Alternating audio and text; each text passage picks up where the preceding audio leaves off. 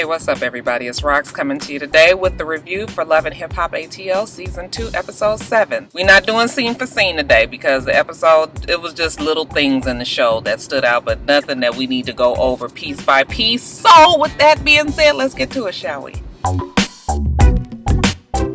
Alright, so the fashion event that Traci hosted, I was just sort of like, whatever. Okay, I actually thought that Traci looked very pretty.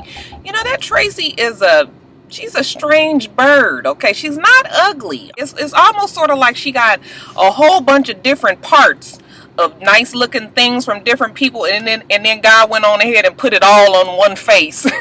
Just very odd. It's the eyes, y'all. My mama always said that you can't never trust somebody with close set eyes, and her eyes, they like this. Kind of gives her that whole, you know what I said, carnival fun mirror look. She had Bucky in her hair there, you guys, and I'm getting to the point with Bucky in her hair where I just feel like they trying to hoist her on us. That whole thing was Scrappy. Like, we know you Scrappy side piece, Bucky in her hair, and you know, I do like Bucky in her hair, but I got to go on and just call it what it is, okay? What the fuck you doing on the show still? I would need Bucky in her hair to commit to one style. She had all kind of hairstyles all wrapped up in one yesterday. You know, I guess she's trying to be avant-garde, and she is getting better, y'all. She's much better now. Like, if you follow her on Instagram, she always looks really nice now, but I think she was still trying to get into the transition when this show was filming. Erica was a model at the fashion show. I'm sure Traci knew that. Bucky in her hair evidently did not know that she was going to be there, so it made for an, you know, a uncomfortable atmosphere. But Erica was cool about it. You know, Erica came up and talked to Traci, completely ignored Bucky in her hair, and I was like, good, because that was not the time or the place. See, that's why I like this show, because, you know, with all of the overboard ratchetness that the show has, every now and then somebody will show us that they have some goddamn sense. Okay, so good for Erica. Now, speaking of Traci, this sneaker store with Drew. Listen, first of all, where do they get a whole damn sneaker store put up in 2 months? Okay, where they do that at? I'm talking about from the business idea, to the business plan, to the financial backing, to scouting locations, to gaining inventory, to hiring employees, to opening up the store in 2 months. Just tell me, where do they do that at? See, I'm starting to think that Mona think we stupid. Okay, because I know we ain't got no damn business acumen, but we all fucking know you don't get no damn store up in 2 months. Come on now, Mona. Do better. Now, I get that they trying to get Traci to look like she was a last minute investor that just walked in on a deal that was almost finished, but no, I'm not buying it. I'm even insulted that they went on and acted like they hired some fucking body for this non-existent store. Fuck, I wasn't born last night. So, on the show last night, Drew let Traci know that, you know, he done went off and gave $50,000 to some old nigga off the street, and that homeboy done ran off with they 50 G's large. And he's really calm about it. And actually, so is Traci, if you ask me. I need somebody to be really clear on what exactly is going on here, because did Traci give Drew the $25,000 to invest in the show? Because they've never really made it clear whether or not she did. I'm not sure if Drew had already invested $50,000 and he was asking her to put in another $25,000, or, you know, something ain't really clear about this here. Now, if Traci did give him the fucking $25,000 damn dollars and he then gave it off to somebody just for them to run off, then in the grand scheme of things, that damn Traci was not fucking mad enough. Okay, let somebody come up to me and tell me that they took my fucking $25,000 and just basically poured some gasoline on it and watched the shit burn away. It's gonna be a motherfucking problem. You best believe it. Okay, Roxanne will try her best. I will jump on his back, choke his ass out. Whatever I gotta do before the security get up and catch up with me. But no, you ain't fixing to just sit up here and calmly tell me that my $25,000 is gone, but yeah, you gonna get it back. Don't worry about it. Nigga, you didn't have the fucking $25,000 that I gave you, so why wouldn't I worry about it? Okay? If you had it like that, then you wouldn't even have needed to ask me for it, right? Okay, so don't be up here with this bullshit. Yeah, I'd have had a problem, okay? I'd have shut that fucking production down that day. They'd have been like, that fucking Roxanne and went crazy. Let's just call it a day. Now, this is only if she had already given him the $25,000. Because if she hadn't given him the $25,000 and he just lost his part of the investment, after all the shit that Drew has put her through these last couple of weeks on this show, honey, please. Okay, I'd have smirked at that nigga and been like, that's what the fuck you get. Law, you guys, Rasheeda and Kurt.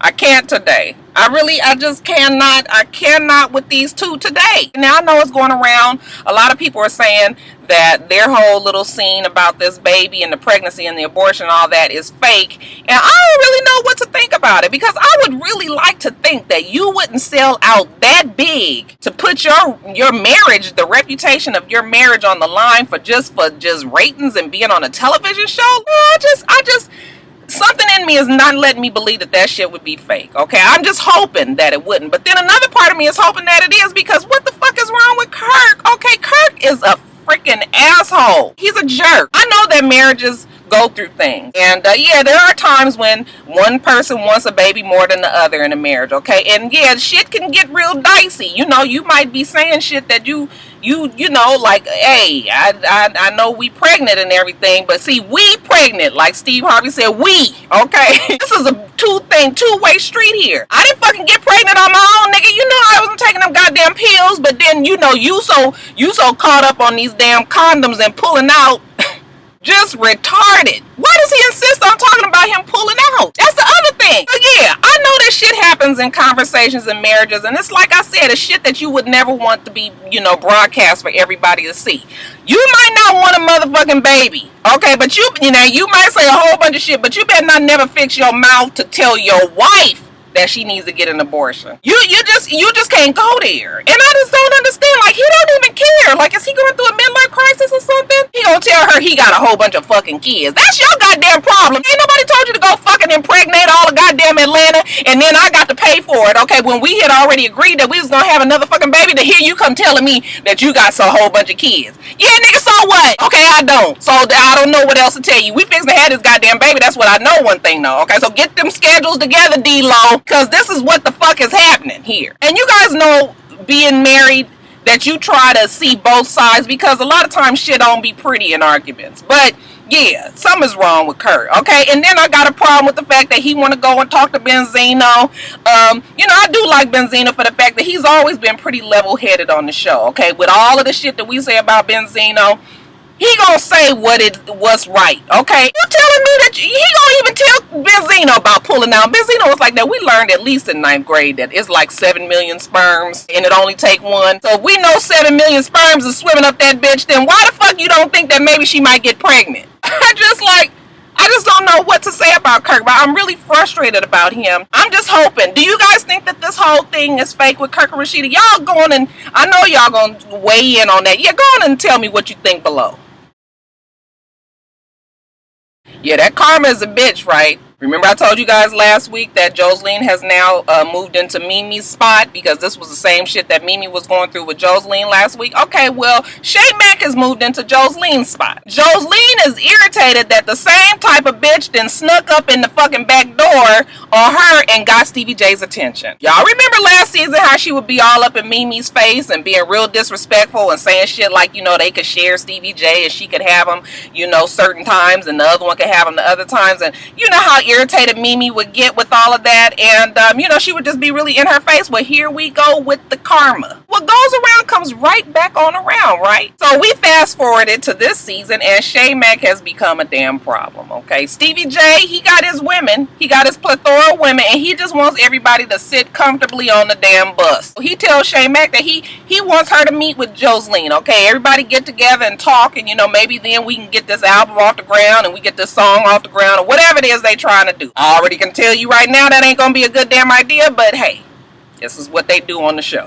They go to Magic City, they're at the strip club, you got Shay Mack there, you got Stevie J there, and you got Joseline there. So I was sitting there having a drink with Stevie, and I didn't even want to come because I knew he had something going on. And then who should walk up with this ratchet ass bitch, Shay Mack, braces face? Why is you here? Shay apologizes, you guys, and she really is on the level, okay? She just trying to let her know, look, fuck, I was on that Jaeger and I had been hit the bottom of that fucking bottle, okay? Bitch was off somewhere else, and I just want to apologize. I was tripping. Joseline ain't got time for this shit today. Why am I even talking to you? Shay Mack is just telling her, like, look, I don't want to step on anybody's toes. Like, I just want to see about doing this record. And did you guys notice that the braces is already working? Like, Shay Mack told her situation wasn't quite so protruding. Like, you know, I was just like, oh, okay. bitch, you can never step on my toes. You will never be me. Because I'm a made bitch. Shay was just like, I don't want to be you. I don't want to be you. Listen, I am a self-made bitch. Okay? So then Joseline is just like, turns to Stevie J and is just like, I don't know why the fuck you even brought her here. Okay? When you ain't even finished my goddamn album, when we gonna finish that, huh? You know, she tries to make it seem like she's mad about that, but she ain't really mad about this album, you guys. She is mad at the fact that she sees another Joseline. She sees herself sitting across from her at that goddamn bar. You couldn't tell me no different, okay? Shay Mack is right where that damn Joseline was not too long ago. So Joseline was just like, I ain't even gonna worry about Stevie, okay, because he gonna do whatever he wanna do. And Shay was like, I know he gonna do whatever the fuck he wanna do. And she's like, bitch, you better watch your mouth. You better watch your mouth hole before I slap your bitch ass. Bitch, I kick you dead in your braces. That fucking Joseline was mad as fuck, okay? Face just as straight. I was like, that's a goddamn mean ass bitch right there.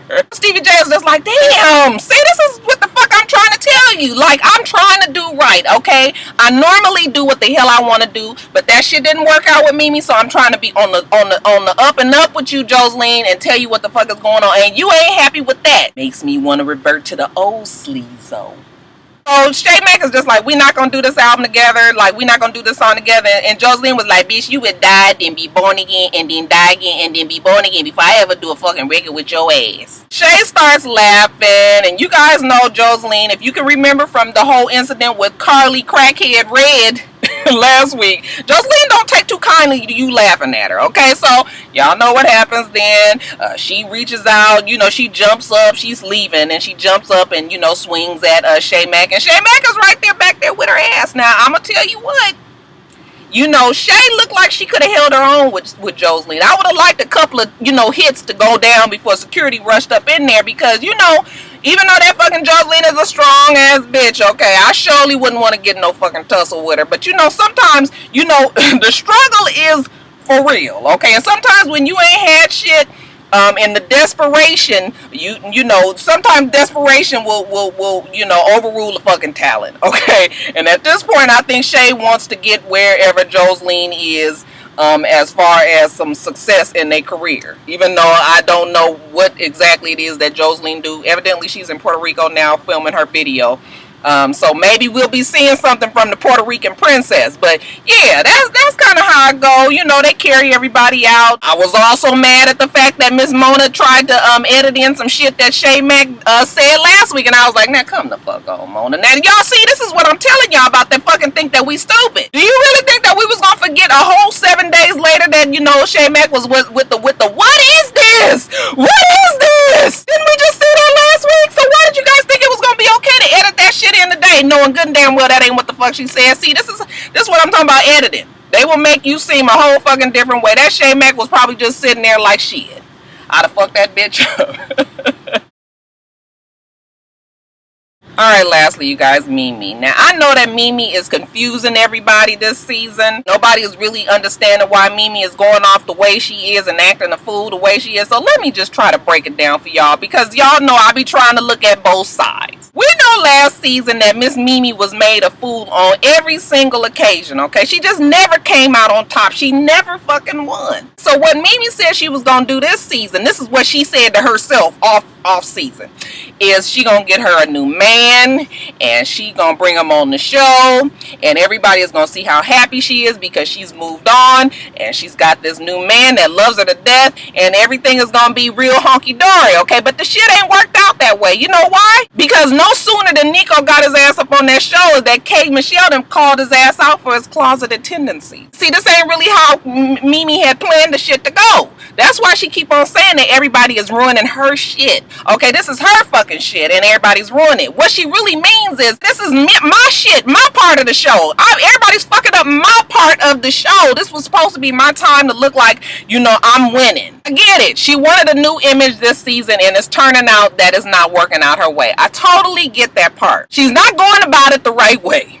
Okay, first of all, she has enlisted that damn constant Finn Stradler, Ariane. Ariane kind of likens me to the season 4 Cynthia Bailey on Real Housewives of Atlanta, okay? What she does is she likes to get shit started. She likes to stir shit up, and then she likes to go back and play both sides of the fence. You don't know whose side she on. She likes to pit people together and then sit back and watch the shit just fall apart. Now, I do like Ariana. I understand why she's on the show, and I understand that she needs to stay relevant, so this is the way she mixes it up. This is her shit on the show, and that's fine. But I want the bitch to know that I got her damn number. Mimi is telling Ariana that she's mad at K Michelle for what she did at the damn video shooting. Remember, it ain't even about Nico no more. It's about Mimi and saving face, okay, and not making her look stupid for another damn season. Ariana's like, listen, I'm going to New York in a couple of days to see our K Michelle. She's gonna be performing at BB King's, and how about you come up there with me so you guys can talk and you guys can solve issues and you guys can, you know, get together and see, this is what the fuck I'm talking about. Now, you know you talking about that goddamn ignorant ass K Michelle. So Mimi says we'll do, okay? They get up in New York, and when Mimi gets together with Ariana, she's like, listen to this on the radio, okay? And K Michelle had gone on the radio interview that we've all heard where she says, Nico is gay and can't nobody tell me otherwise. And you know that's not cool. Like, this is your friend. Even if you have a problem with your friend's boyfriend, even if they ain't been together all that long, that's not for you to get up in there and get to telling the whole fucking world. Like, do you have any respect for your friendship at least? I guess I get at that point that K Michelle didn't really have much respect, but she wasn't exactly mad at Mimi yet. They hadn't had a confrontation, so I thought it was kind of shitty of K Michelle to go on air and say some shit like that. If anything, she should have just left it alone. Now, Mimi is on her tough girl bitch, like, I'm gonna fuck somebody up mode. Y'all know how Mimi get. And I guess she feel like she about to tell that damn K Michelle some shit, and I was just like, all right, Mimi, this ain't what the fuck you want. She get up there with Ariana, they go have a good time at the BB King Club. She getting full on that yak. Y'all know how you get with that liquid courage. You get to drinking and shit, and you get pumped up. Whatever you feeling at the moment, you get some alcohol in you, and that shit blows it up times 10, okay? If you feeling sexy, you gonna be the sexiest drunk bitch on that dance floor. Look at a goddamn...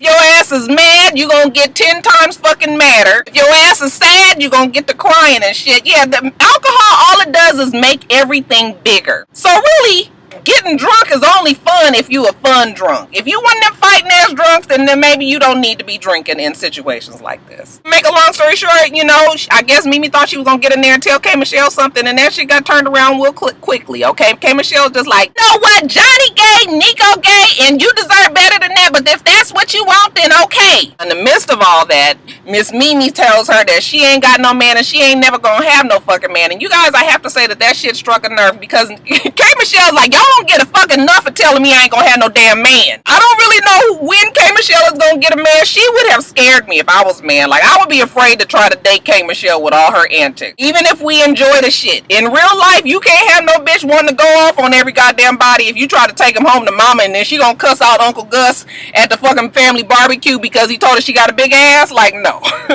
Yeah, maybe we don't need to take K Michelle home to mama. So she struck a nerve with Mimi, and yeah, she came up there and she whopped that bitch real fast in the face with the damn roses. And she didn't really, you know, hit her with the roses. Really, it was mostly the paper, maybe the top of the damn petals or whatever.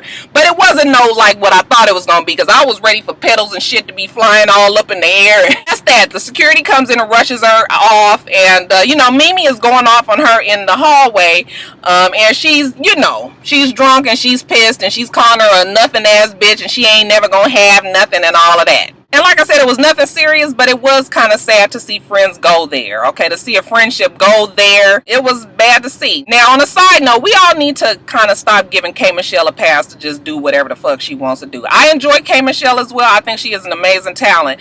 But I also think that at some point, we can't just give people passes because they known for cutting up, okay? No, it don't work that way. What you need to do is learn how to conduct yourself in a regular situation and not feel like you got to be busting bitches up in the fucking mouth with a goddamn bouquet of roses. The same way that we keep on saying that K Michelle be up in her feelings and that's why she has to express how she feels, then why can't Mimi do the same? Okay, so, you know, everybody got fucking abilities to be in their feelings. Now, she good for entertainment and everything, but I even think that she realizes, because I've heard her say about things about, you know, wishing that she didn't do certain things.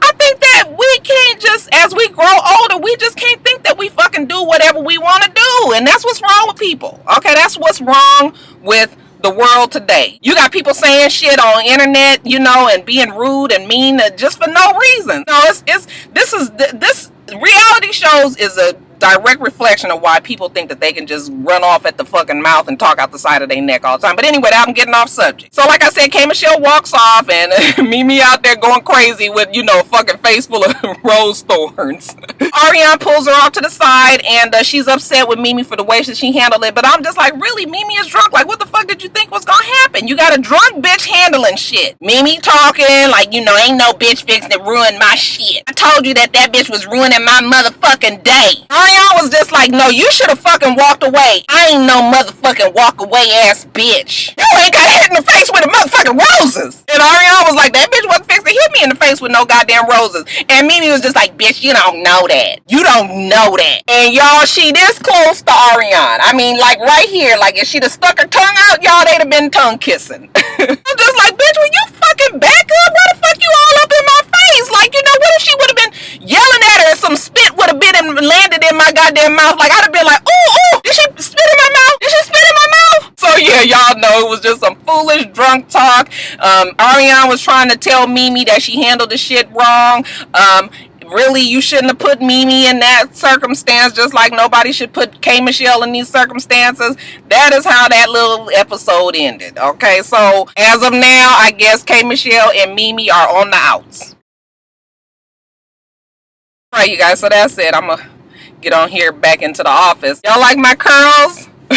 I do love the curls. It's like every day is a challenge with these damn curls because I'm still trying to figure out what I need to put on it. So like on the top, I think I sprayed it too much with my water with the damn conditioner in it, and then at the bottom I didn't really put nothing on it. So the bottom is a little bit looser than the top. Like, I don't know, y'all. We still working with this hair, but I do like it. It is fun. So that's it, you guys. I want you guys to remember to rate, comment, and subscribe to the channel. I'm It's Rox. The channel is for It's Rox. Y'all follow me on Twitter, on Instagram, on Facebook, on Keek, and all of the rest of them. I'll have all that information in the bottom bar below. All right. So I hope that you guys have a wonderful, wonderful rest of your day, and I plan on doing the same. Until next time, Roxstars. Bye.